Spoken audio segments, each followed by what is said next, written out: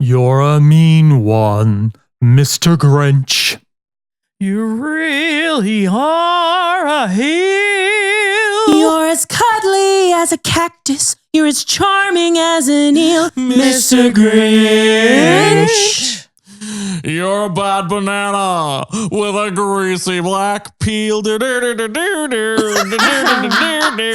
that you became the whole band there. That was good. That was a good way to end it. I like that.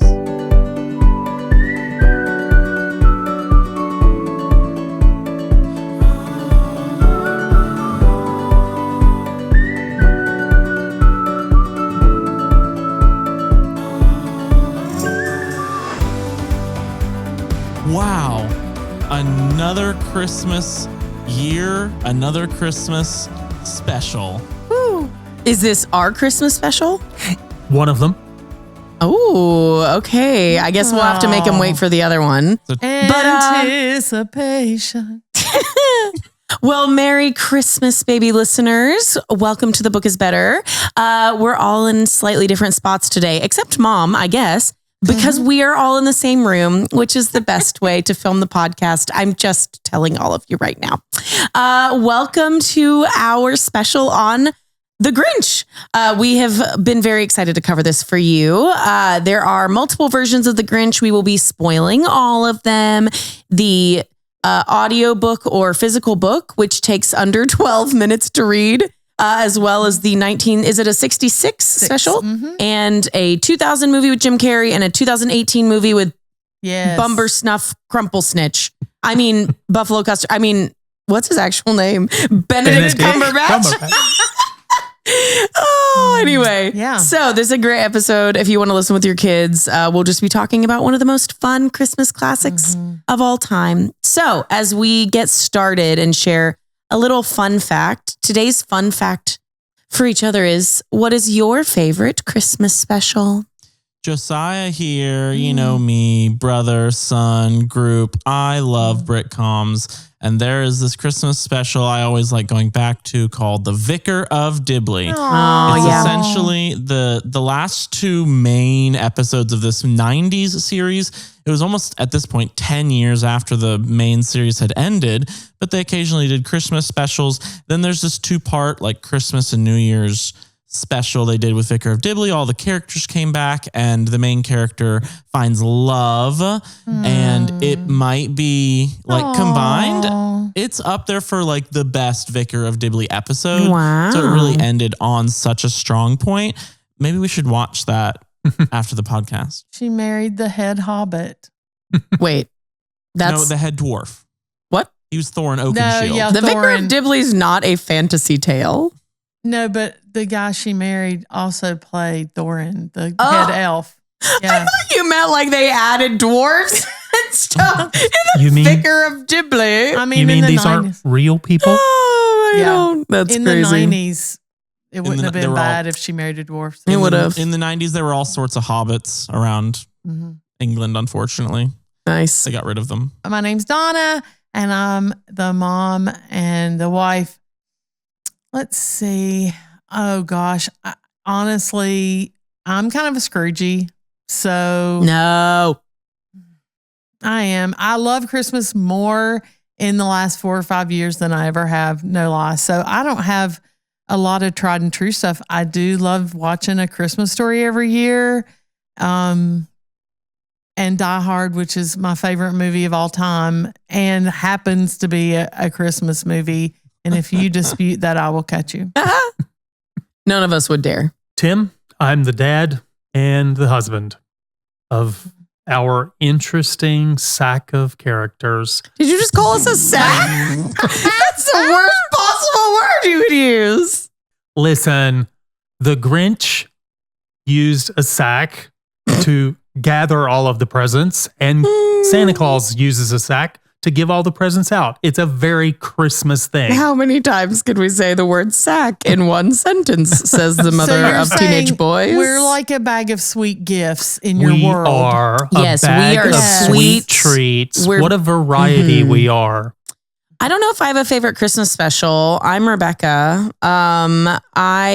When I think of like the things I like to do at Christmas, we've done this a couple of times and I like it, is putting on The Nightmare Before Christmas on Halloween and decorating for Christmas. It's like a good transition. And then I really enjoy watching A Boy Called Christmas every year. We also watch Klaus every year. I think the ones that go on TV, I always think of A Christmas Story because mom used to put that on every year for the 24 hours. So if it's like a special on TV, that's probably what I'm thinking about. So anyway. I'm Mr. Heat Miser. I'm Mr. Sun.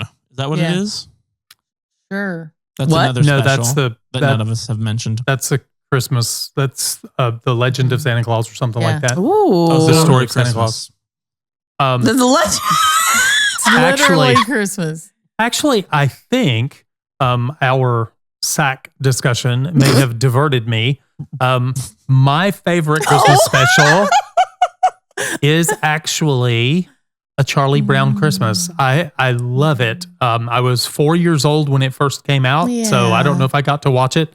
Every year it seemed like I had to beg to watch the Christmas specials with my parents. We had one television that sat in the family room, so we all watched the same thing, and my parents weren't all that excited about watching those Christmas specials every year, but I love them. I still love them. I actually bought a DVD of all of those Christmas specials, 5 or 6 of them. So I feel like I'm grateful that even though your parents weren't always super into Christmas and mom even calls herself a Scrooge, she loves Christmas. We love getting up on Christmas morning and exchanging gifts.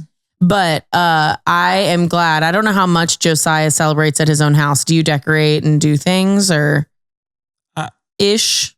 I set up a wrapping station and it's a little extensive, and that fills my apartment with Christmas things. Nice. Well, I'm glad to vomit Christmas cheer all over my house for you. So yeah, that's much better than a sack of Christmas presents. Listen. All right. So what is The Grinch about? It is a seasonal favorite, and I'm sure if you're watching this and you have not lived your life under a rock, you would be familiar with The Grinch Stole Christmas.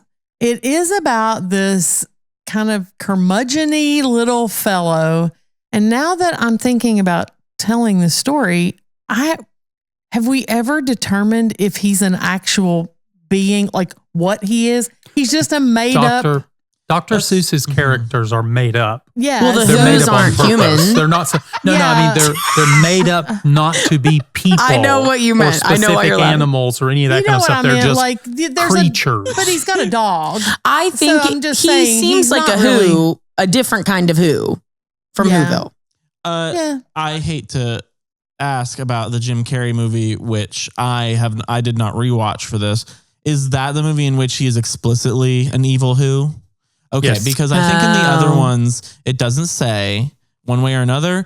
And the origin of the Grinch is that the Grinch was a different species from Who in a previous book, which doesn't mean that the Grinch is not a Who, but that's just the context. Yeah. Gotcha. Interesting.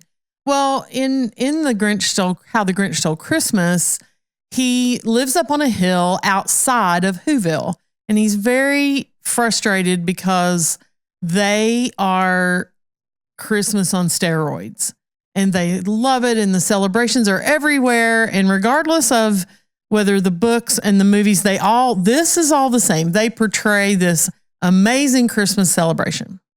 So the Who's are all Rebekah. Yes. A town of Rebekahs. Yeah. Okay.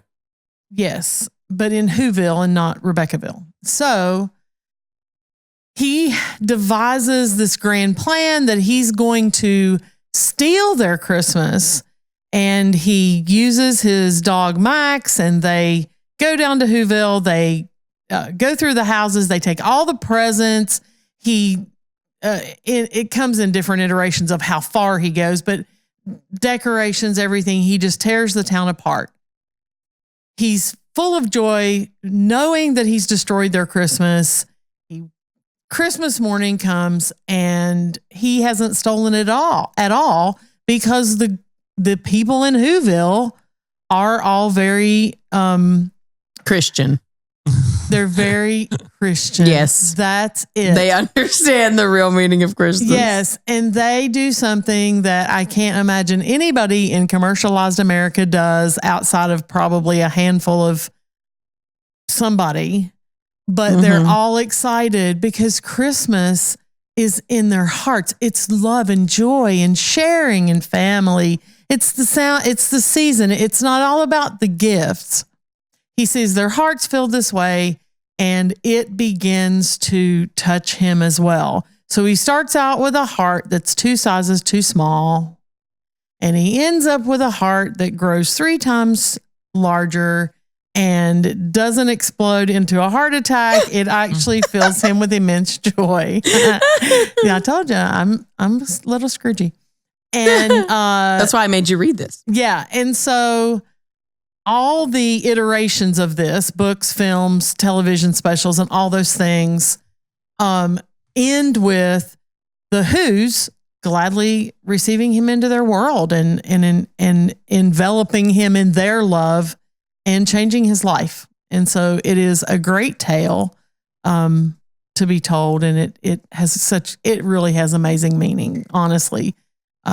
Everyone we've seen uses that same trope. None of them take it to a dark place. Well, the ones we viewed, I'm sure there's weird, creepy ones out there. But we did see a preview for a horror version. Yeah, yeah. And all of the stories, I guess there's 4 altogether that were kind of 1 book and 3 TV, 2 films. Media. Yeah, TV special, 2 films. All of them end with the Grinch carving the roast beast. Oh, yeah. Interesting. If we're looking for like similarities we can put here. And I didn't mention all of them. The movies, the TV specials vary along the lines of the words of the book. It follows it pretty well. But the movies do as well, and they used, it's roast beast. It's Who it's language, Seussian which language. is fun. Yes. I think that one of the things we noticed as we were going over this is all 3 of the works in one way or another, to some degree, use the book's rhyming and some of the phrasings and things. The TV special itself is basically designed with, and we'll talk about what, but just a little bit of added story and plot, but it's mostly like the text of the children's book. The 2000 version and the 2018 version pepper it in occasionally and use some of the original language, but add quite a lot. But I will also say we're going to try something this episode. So we'll discuss our changes. We're going to start with some plot changes. But at the end of our changes section, I thought it'd be great to talk about what we liked that they did keep. Like, what did we like about the children's book that got reflected in one or more of the versions? Because we don't talk about that a lot. We generally talk about what changed. So, So what are some of the plot and timeline changes that stuck out? Well, the dog, Max, comes in when the Grinch is looking to make a reindeer in the book, but he's in the story earlier in the TV special and in both of the films. Max is his only companion, and he's the only one who loves him despite himself. So yeah, it's adorable. Max's characterization is just really cute. He's really obsessed with the Grinch, and it's precious. Very lovable. And the TV special, which is the closest to the book, it also, even being so close to the book, it adds some stuff like more Dr. Seuss like dialogue. It's not all the Dr. Seuss omniscient narrator narration. Yeah. It's also some dialogue that I think Dr. Seuss himself, Theodore Geisel, contributed to writing the special. And so some of that Seuss-like dialogue was very authentic. It wasn't like in the 2018 movie when they added stuff. It was like, okay, that basically sounds like Seuss. Yeah. This was real Seuss. And it just time-wise, I would say like the audiobook read aloud. I think I said it's either just over or just under 12 minutes. The TV special is about 24-ish minutes. So that kind of gives you an idea of how much they added, because a vast majority of what is spoken is from the book. But yeah. I was also pleased that the movies are a decent cartoon length. They didn't take them over to 2 hours. They're right around an hour 30, and that's enough. I think it could have Yes. gone long and crazy, and The Cindy Lou Who character in the plot of the original book, it is mentioned, and actually in the TV special, it is mentioned that she's no more than 2, I think is the language that was used. She is older in both the feature length films. So original and special, she's 2 years old.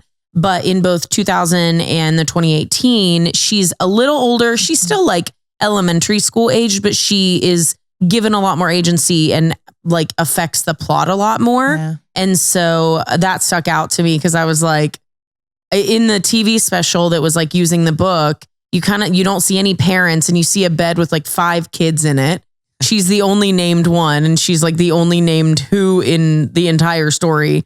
And so that was kind of funny to me. And then I'm like, oh, so she's 2. So like if he was a real evil person, she would have died. Like it would have been bad. But she's the POV for the audience then, because she's the only one really named. Fair.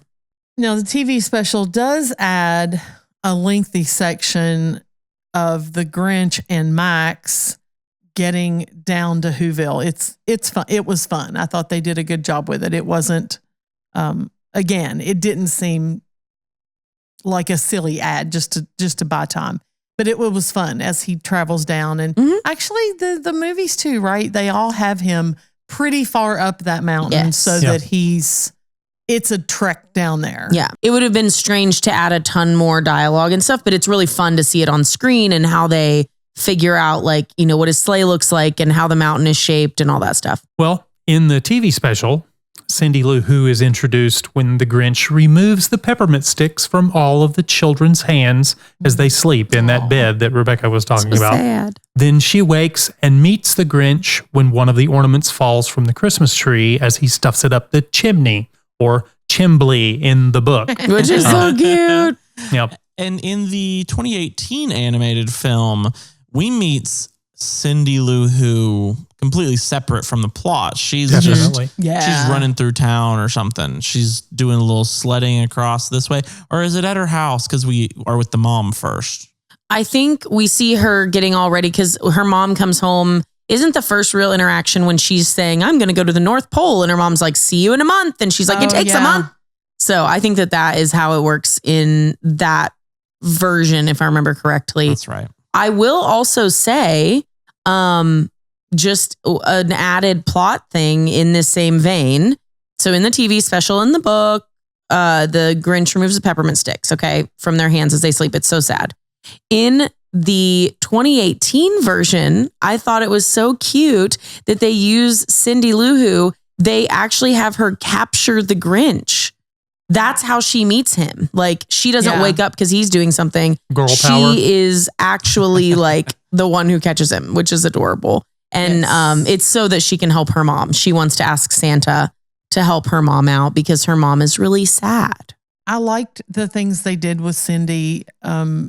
Both of the films took a different kind of expanded her in different ways. Sure. And they all keep her charming, and I was very glad for that.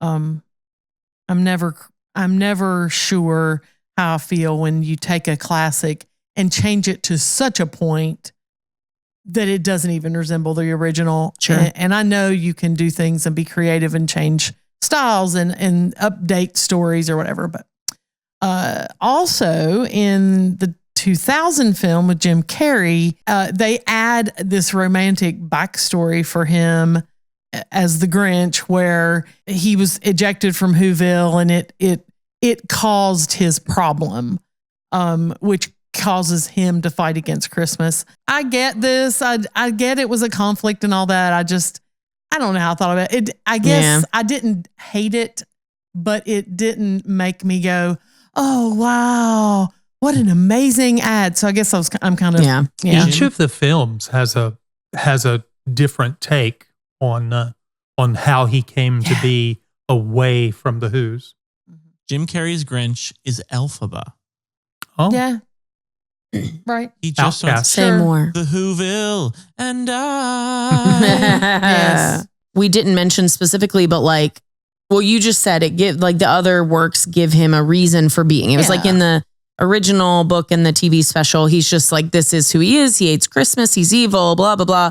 And both slightly different ways, but 2018 and 2000 gave him at least a little bit of backstory where I think in both he's like an orphan, or in one, in 2000, he was like kicked out of Whoville. In 2018, he was an orphan that grew up in an orphanage and like was picked on a lot. And so he's got like a kind of a tragic backstory where he has no family and all of that, which was, it's sad, but especially in 2018, it was just enough that I felt like it wasn't too heavy handed, but it made it feel a little bit more like, oh, there's like a reason that this person is kind of mean. I feel like in 2000, he just feels like he's over the top, just a jerk, but that is his character. Jim Carrey plays that kind of character very well. True. The 2018 version with Cumberbatch is nice. The Grinch as a child is expecting Santa Claus,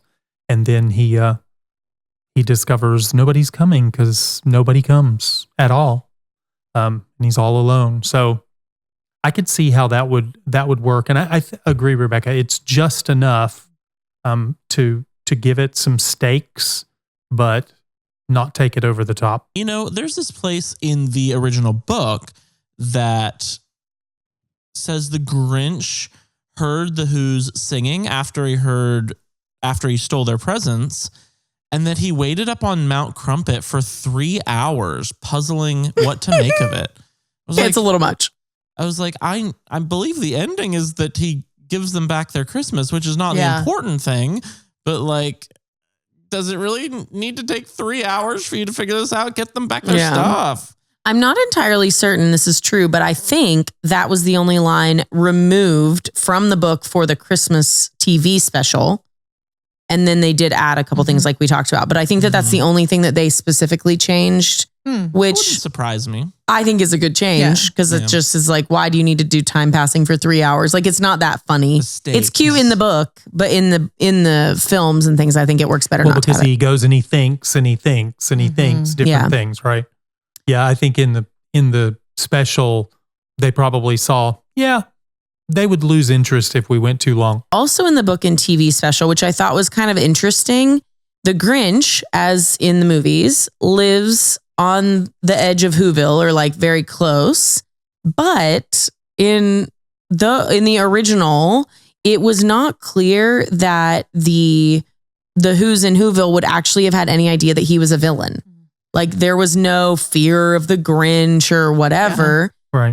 Which is kind of like, it's just such a fascinating direction to take that. And then Cindy Lou Who, that's 2 years old, thinks he's Santa, correct? In the original, like, and in the Christmas special. So it doesn't occur to her to think like, oh, it's the scary Grinch. So then in 2000 and 2018, they kind of deal with those differently. So in the 2000, I believe as Jim Carrey's Grinch goes down into Whoville, they're like, oh, it's the Grinch. And they're like scared of him and he's like a villain.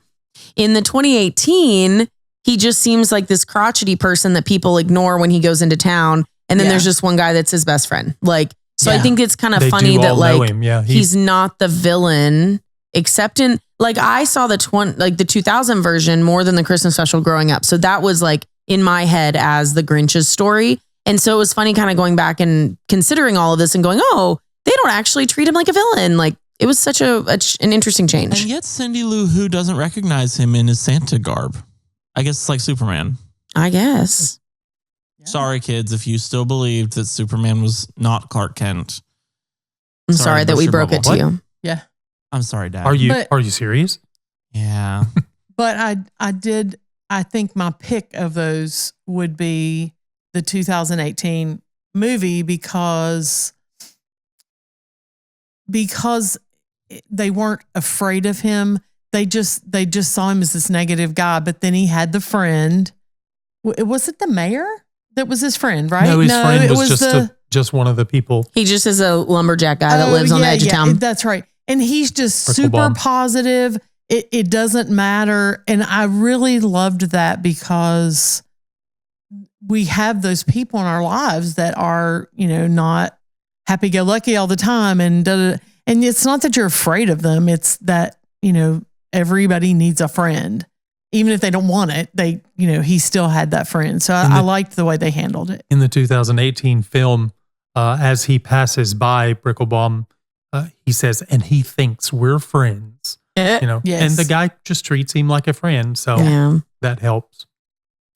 So there were a couple of setting changes, but not a whole lot, I would These say, are all a little across the changes. difficult to categorize. True. So, Yeah, that's true. In the TV special in 66, and I loved this, the color made a difference to me.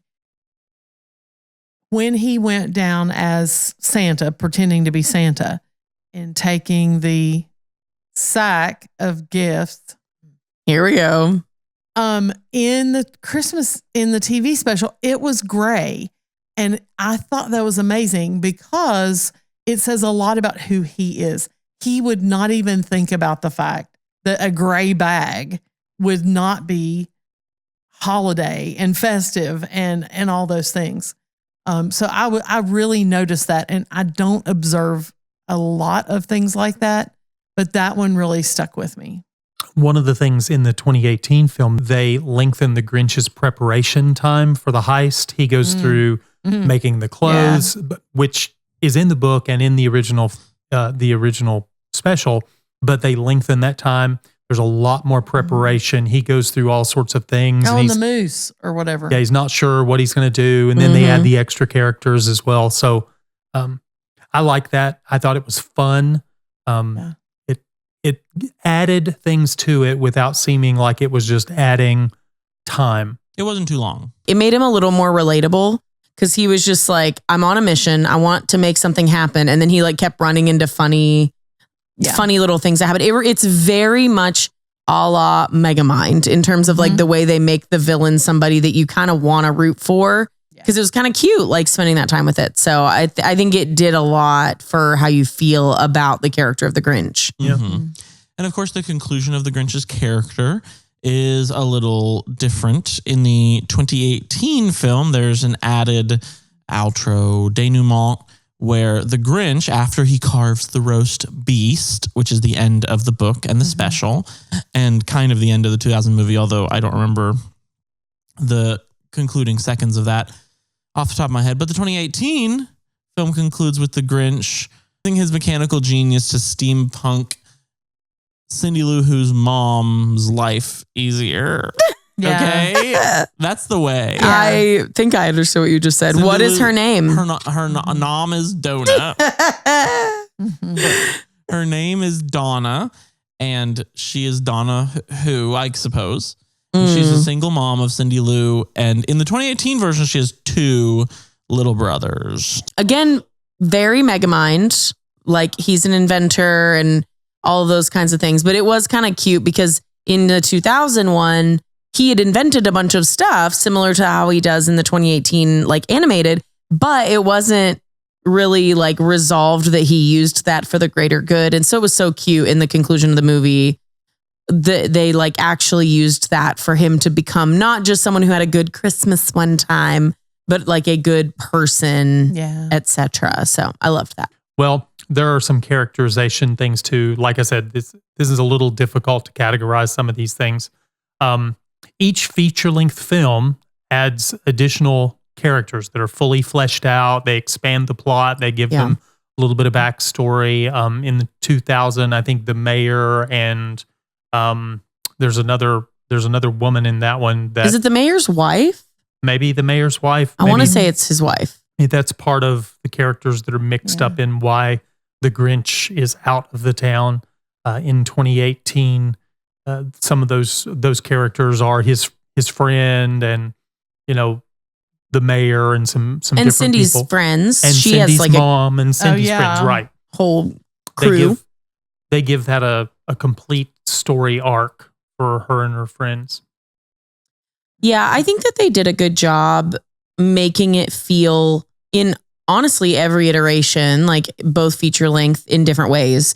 I think they did a good job of making the characters feel like they fit into the original story. Mm-hmm. It didn't just feel like random added things just to fluff the plot. They felt intentional. And they gave each one more of a specific and unique story. So I don't know. I really appreciated a lot of that. One of the things that I noticed in 2018, and I don't know if this is just like me making something of nothing, but in all of the versions, the Grinch dresses up as Santa and that's how he sneaks in to steal all the gifts, yada, yada. However, one of the things I noticed was in 2018, I feel like they take that idea and they make it like the transformation of his character. Like it's his arc that he becomes a replacement Santa. Because I would also say it seems clear that Santa doesn't really exist in Whoville. Like it is the Grinch who exists as the Santa of Whoville. Like, and I think that they take it all the way through that plot line, like to the end, like you said, Donna Who. Oh my gosh. Donna Who. Cindy's mother is basically like able to have toys made for her to solve her problems, like make her coffee in the morning and do those kinds of things. And so like it kind of follows the path of him fully materializing as like realizing himself as the Santa of this place, which I thought was kind of cool.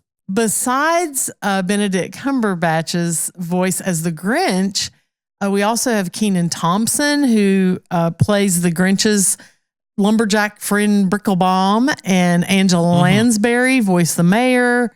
There were a lot of fun voiceovers that they used. Bricklebaum was such a fun addition. Yeah. He's hysterical, and he's just like, he's hey, trying friend, to win like, the Christmas decorating contest. Yes. I love it. And like at the end, he's like, you're my best friend. And like, it's so great. Like, I just thought he was such a fantastic addition. Yep. Another couple of very funny, fantastic additions. Yes. Instead of just Max the dog helping out the Grinch, in the 2018 version, because we lengthen the like figuring out how to take this heist and make it work, the Grinch went looking for reindeer. And on his way to the reindeer, he distressed a goat who was a screaming goat. And so you've got a lot of, the goat noises throughout, which is funny. The Grinch comes upon this huge crowd of reindeer and he's like, oh, it'll be so easy. We'll have 100 reindeer. And the goat, to be funny, screams and scares away all of the reindeer except one, an incredibly fat reindeer named Fred. And this very fat reindeer also loves the Grinch as much as Max does and tries to sleep with him in the bed at night. And he's way too large for that, which is hysterical. And he does end up coming around in the end, although I will say he doesn't actually pull the sleigh as planned, because his family returns. He's got a little baby reindeer and his wifey reindeer. But then at the end, he did pull the sleigh up back onto Mount Crumpet. Yes. Oh, okay. I knew he came back in. I just couldn't remember exactly how we did that. Under his terms instead of as a slave to the Grinch. Yes. Isn't that beautiful? Yes. Wonderful. It's beautiful. What did we like that was kept from the original book, the original source material, into the different adaptations? I loved that Max was consistently a faithful friend. Aww. He was fun. He had a sweet heart all through. Didn't matter what the Grinch was doing. It didn't matter how much he was hateful at the time or whatever. Max just loved him. And it was typical dog personality that just loves you no matter what. And I really appreciated that because to me, it gave you a hope through the whole thing because the Grinch, you could tell he had affection for Max, even in his curmudgeon ways. And I really liked that. That resonated with me a lot. I liked that in every version, the Grinch was so surprised by the fact that they didn't need presents or trappings to celebrate Christmas. Yeah. It just like blesses me every time that he's like, oh, that's not what the joy of this is. It's not based on all of that. And that in itself changed his heart. And I think that's really charming. It was always well done in every adaptation. Yeah. I really like the fact that they kept the plot. That's one of the things they could have done away with. Despite not knowing why he hated Christmas, we're taken on this journey and he discovers that it's not all about the commercialization and all that kind of stuff that he thought it was. And that is actually in every iteration. And I like that because I think that's the message that Dr. Seuss wanted to convey. Mm-hmm.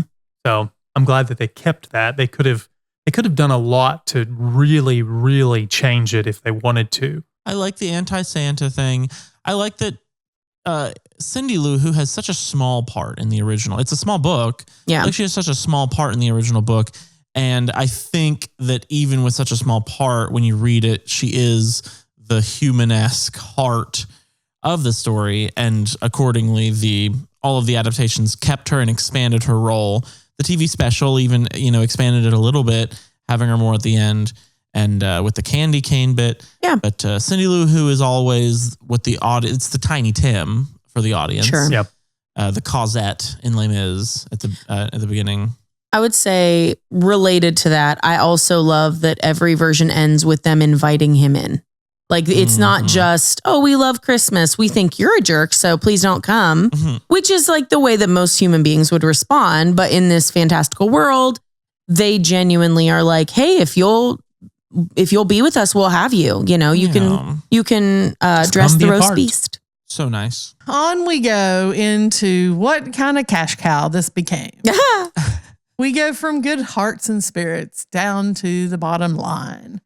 So this book released in October and November of 1957. So October 12th, it actually appeared in Red Book magazine, which I think is a hoot because this is the shortest thing we've ever covered. So this is kind of its own something, its own event. And then in the next month, in November of 57, it came out in children's book form. The movie released in November of 2000. It was November 8th in LA and November 17th in the rest of the US and worldwide. And then the 2018 film came out on November 9th, 2018. And I didn't tell you, sorry, I left out, the television special aired in November of 1966. And that's the one because Seuss was still alive. Right. Yes. He was able to be in on that, and he could add some of the additional dialogue, etc., that was added. Yes. He has written a classic that received 4.38 out of 5 stars in Goodreads. Of course, there's tons of ratings on it, so that's a pretty solid. And I guess that's okay. Honestly, I would make it a little higher. It doesn't drag on into craziness. It tells you a story. It's great. It's a great children's book. As far as movies goes, the 1966 television special gets 100% on Rotten Tomatoes. And we talked about this before. The older things, it usually hangs onto a high rating. Or it's so bad. Horrible. But I think that's fair. 100% to me is fair. What is there to not like about this, right? The 2000 film, the Rotten Tomatoes score was 49, which I thought was interesting because everybody raved over Jim Carrey. I don't disagree with that, but its critics rating was 49%. It was a much more polarizing movie. It was less well received than it was. Sure. It went such a direction. And it was dark. It was super dark. The Grinch wasn't just bad. He was also gross. I think there was also that was could be off-putting. So, and it was really, really, really heavily marketed. We watched a video on that yesterday about all the merch and stuff. And so I wonder if part of it was literally great high expectations and then people being like, wait, what is this? Then the 2018 film did a little better, 60% on critics rating. So that's pretty cool. So the IMDb rating in 1966, the television special has kept an 8.3 out of 10 on the site. The 2000 and the 2018 film iterations both carry a 6.4 out of 10. Then Flickster audience. What did the audience think? We know what the critics think, and they can think all kinds of stuff, and sometimes we agree and sometimes we don't. Audience gave the 1966 version a 93%. The 2000 version gets 59%, still not huge. And then the 2018, 54%. And I don't. It's interesting that it flips. Stupid. Yeah. I told you Maybe- we didn't all agree. Maybe that was because people didn't like that it went back to an animated version, or they were bothered that of the type of animation it was. Maybe I don't know how you could watch. 54% it's fun. is criminal. I have no idea Yeah. how, because it's charming. The music is fantastic. The voicings are amazing. The animation's beautiful. The additions are just literally. Yeah, I'm not saying there's nothing wrong with it, but it is as close in my head to a children's cartoon that you could to perfect as you can get. Yeah. And woo. Yeah. I think it might be because, and this is a flaw in modern critiquing, is that it didn't really add much. And so for us, I think that we can appreciate this Grinch as, we can turn this on in 20 years and it'll be great. Whereas critics are like, we want something that makes sense in 2018 to contribute to this film landscape and the society at large. And it was not that. You know, I have noticed that in a lot of things that we've covered, things that we like, we'll go and see, and that was really good. And the critics are like, it wasn't new, it wasn't cutting edge, it wasn't so crazy different. And it's like some things you want them to end up being satisfying. You go to see this thing and that's the thing you saw. It was well done. So, But I will point out, this is not the critics' score.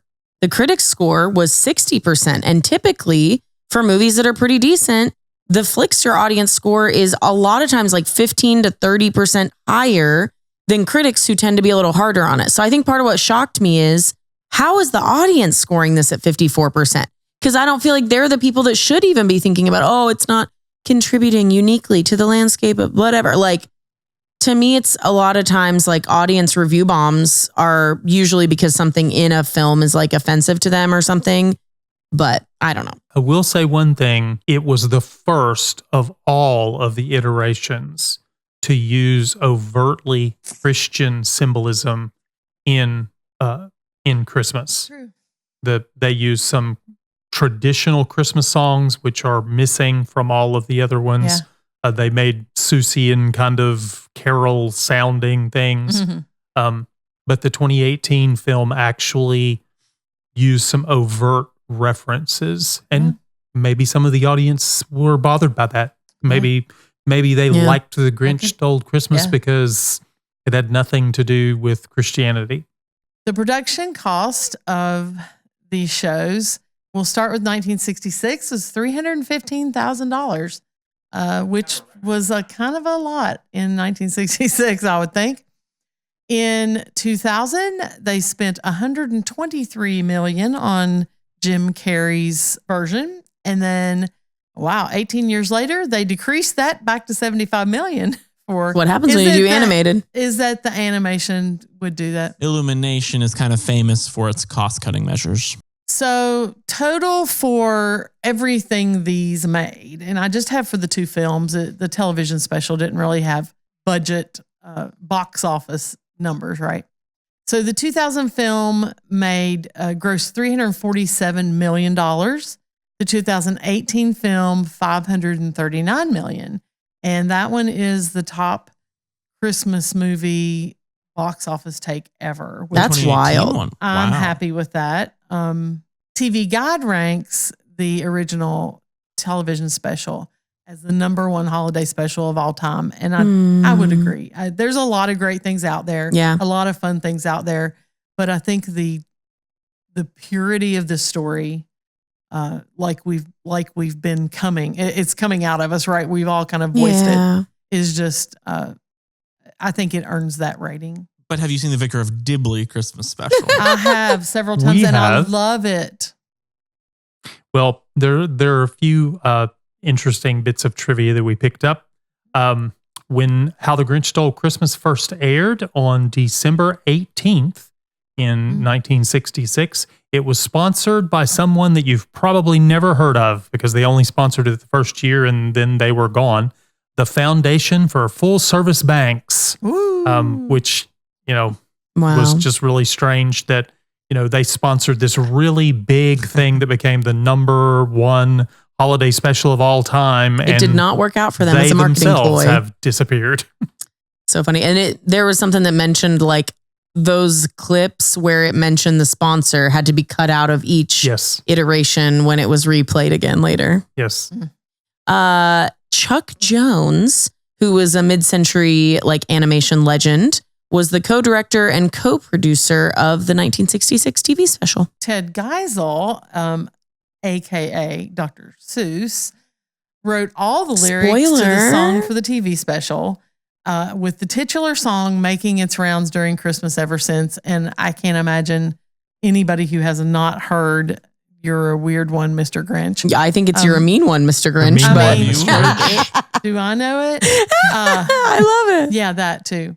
But he was weird. Give me a little break. Very true. And then Albert Haig, who made his fame on Broadway, wrote the music. And in the TV special from 1966, there are some recognizable names for those at the time. Some of you may not recognize these at this point. Boris Karloff, famous for Frankenstein's monster and other iconic film monster roles. He added his voice talents to the TV special.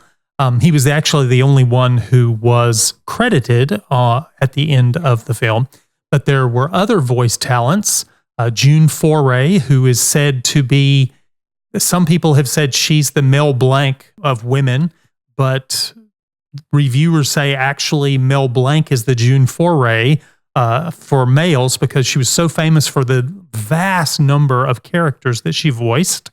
But one that she voiced that she was famous for is Rocky the Flying Squirrel in Rocky and Bullwinkle. Woohoo. And she voiced Cindy Lou Who. Nice.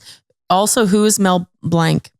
He voiced Bugs Bunny. Elmer Fudd, Looney Tunes. Yeah. That's cool. Sorry, I forgot. You Hundreds all and wouldn't know hundreds. that. Yeah. Apologies. Dal McKinnon voiced Max the dog. He was best known for voicing Gumby and Pokey, which I used to love watching Gumby. I love Gumby and Pokey. As well as Buzz Buzzard in the Woody Woodpecker cartoons. I know. Nice. Truly young baby listeners, these will be like old people names that you wouldn't know. But old people listeners, we hope you're enjoying this a lot. Hopefully this is some nostalgia. You know who's probably gone past the point of being old? Thurl Ravenscroft. Oh.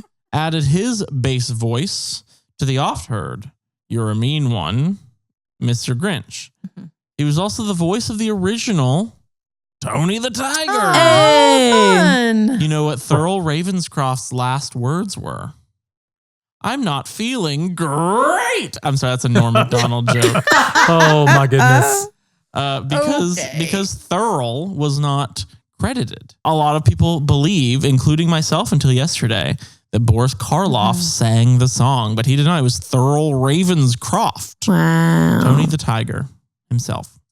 Well, the TV special followed the huge success of 1965's A Charlie Brown Christmas, which allowed it to benefit from the unheard of budget of $315,000 that was bestowed on it.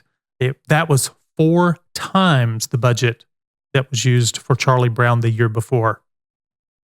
It must have been successful. That's wild. The special was aired annually around Christmas on CBS, who originally owned it until 1987. So what is that? 66 was the original year, right? Okay, so 21 years. And then other networks picked it up, kept it alive. NBC currently has it right now, but I'm pretty sure every year it's aired at some point still. However, people watch television, network television. I don't even know, but it's been on ABC, NBC, CBS, Fox. We watched it on Pluto. Broadcasting, TBS. We watched it on Pluto. That's we interesting. Did. Yep, it's available for free through Pluto. Well, the original story was published a month before its full publication in magazine form, in the Red Book magazine. It was a woman's magazine. It started in 1903, and it went out of print in 2019. The TV special won the Grammy in 1968 for Best Children's Album. The song sat at number 32 of the top 100 Christmas songs of all time. And to Josiah's point from a few moments ago, they gave the Grammy to Boris Karloff. No. They called him up to They gave it to receive the wrong guy? They did. Okay, that's And we drama. thought the first thing time that happened is when they called up the wrong one on the Oscars. But Are you talking about Adele Dazeem? Well, How the Grinch Stole Christmas spawned a prequel in 1977, which was a Halloween special. Halloween is Grinch Night. And 1982's mashup, The Grinch's The Cat in the Hat. No. Thank you, Dr. Seuss, for making me say those kinds of things. That was followed by 2 feature-length films we've talked about in 2000 with Jim Carrey, in 2018 with Benedict Cumberbatch, which is the highest grossing Christmas movie of all time. Wow. And you can now purchase all 3 of them as specials. Like when we were looking it up on Apple TV, Oh, yeah. you can buy The package. just the individual or the whole package with all 3 of them. Neat. I don't think I've seen those other 2. Have you? No? So they didn't make it to us, whatever that means. Nope. I looked at little bits and pieces of them, but I didn't see much about them. I have a mini game question for us, if you Let's guys are go. up to it. Yep. What childhood book character, any that you can think of, do you think would make a great Christmas special that hasn't been done?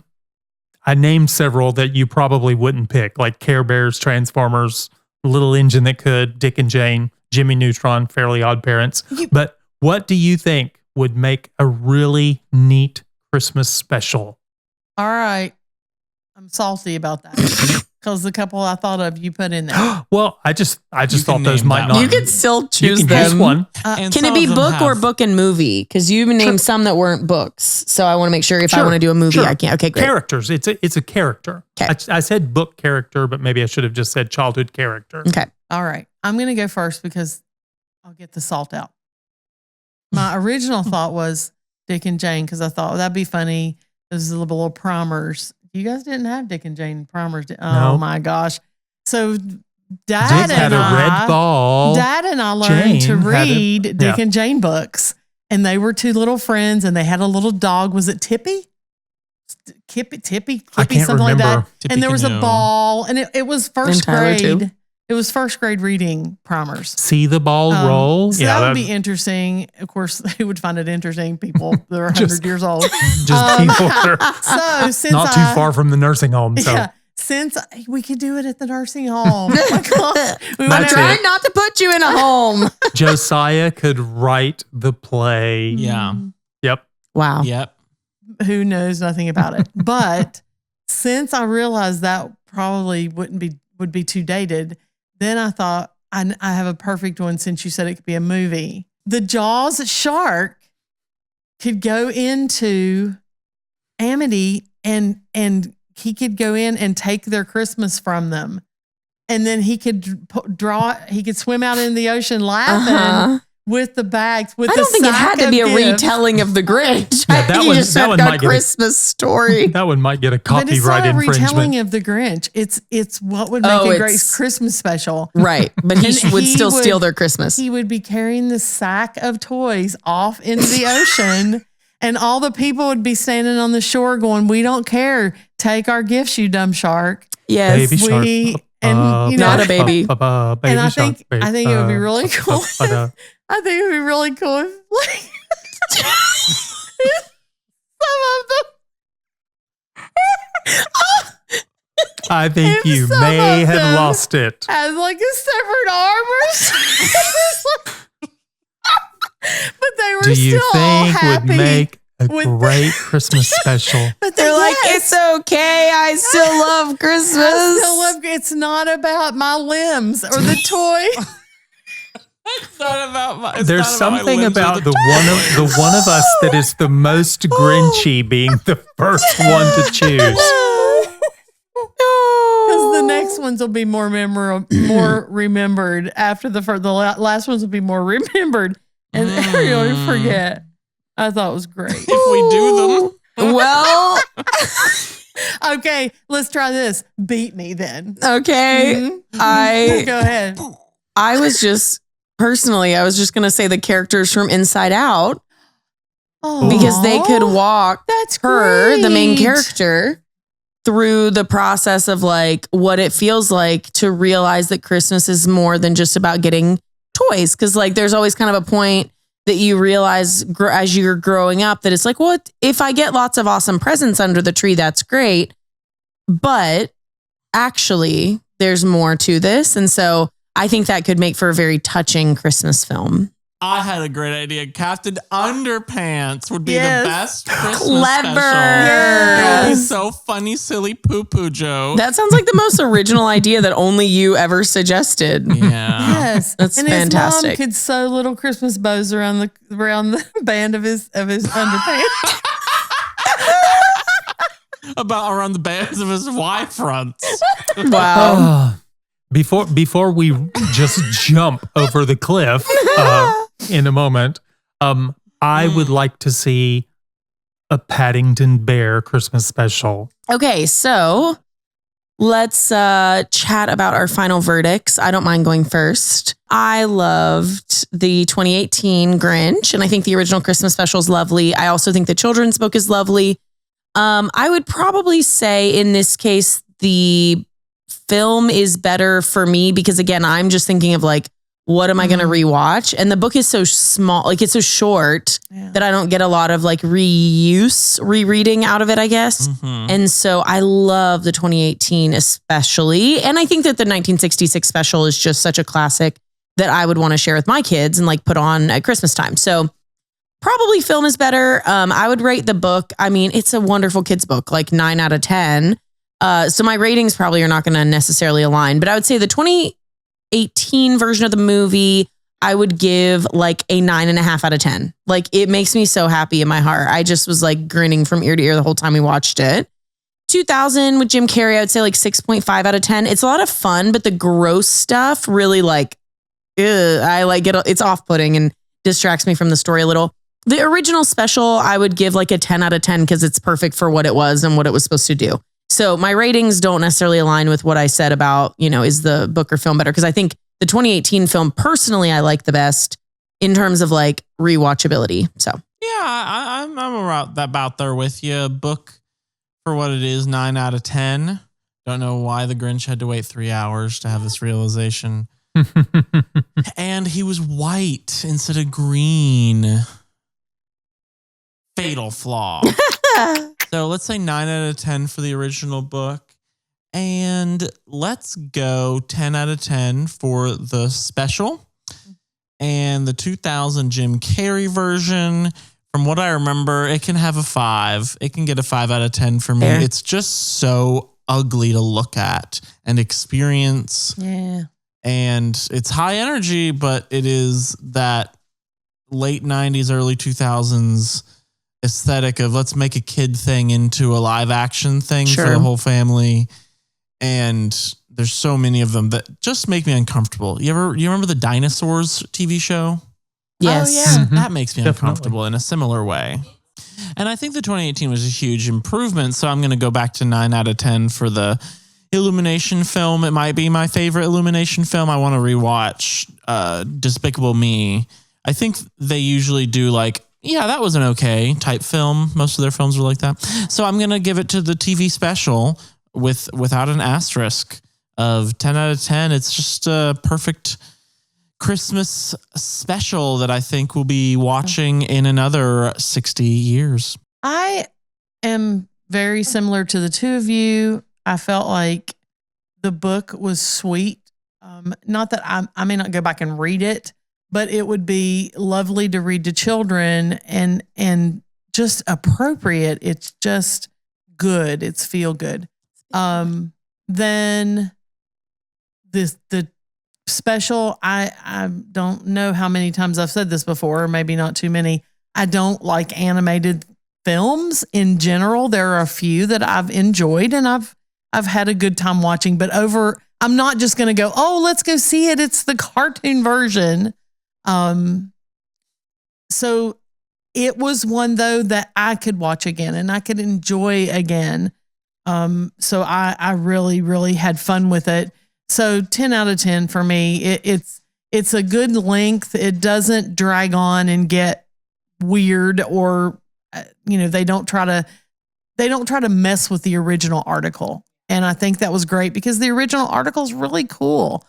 The 2000 film with Jim Carrey, the coloration of the film was dark.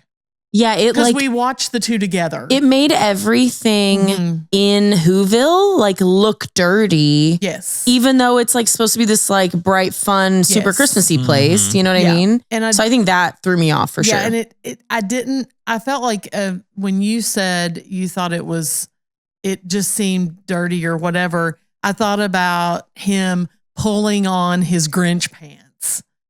And I thought, okay, that was funny. And Jim Carrey is an amazing physical actor. He's slapstick. Josiah, would that be the right way to categorize him? He is a slapstick. The falls, the very physical. He does that well. But it didn't help me. It didn't help me with the story. It didn't make the story more special or more important. And so I'm going to go low there, 5.5, 6 maybe.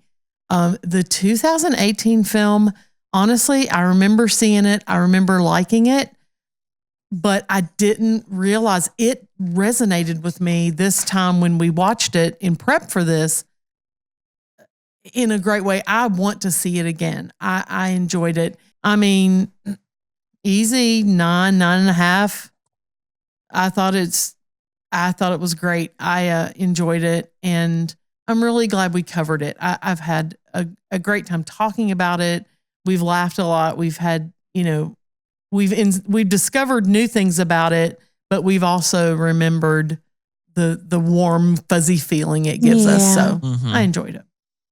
Well, I love Christmas. Rebekah and I share that for sure. Josiah as well. But I really enjoyed the 66 special. I've watched that since I could remember, along with the others, a Charlie Brown Christmas and Frosty the Snowman, and a few others that I watched as a child and watched with my children. I would give that a 9 out of 10 or a 10 out of 10. It is what it's supposed to be. Yeah. It leaves you with the right kind of feeling. You want to feel happy about that, and that things can change and bad things can become good. And so I really like that. I didn't care for the Jim Carrey 2000 film. There's something about it that always just felt very strange to me. And it's not one that I have rewatched. Probably I've seen it twice, maybe.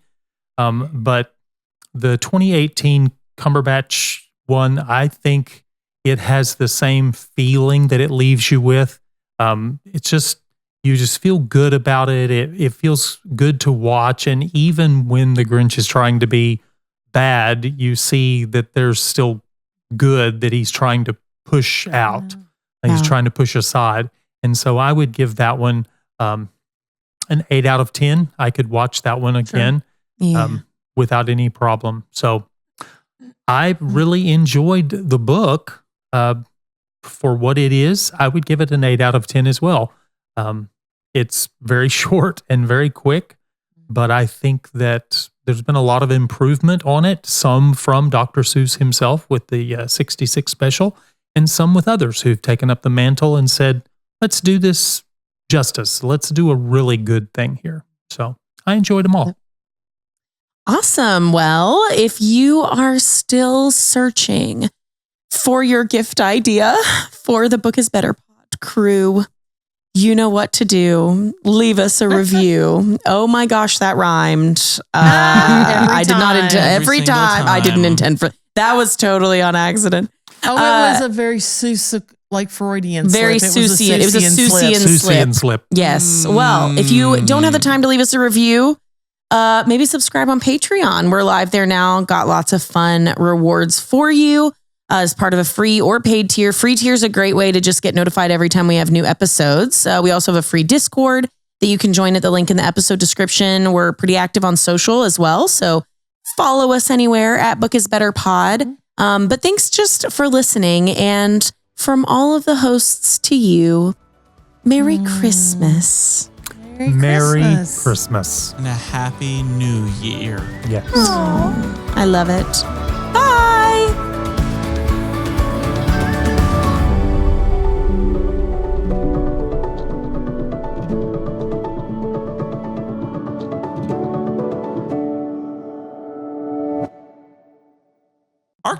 Isn't archaeology a funny word? Archaeology.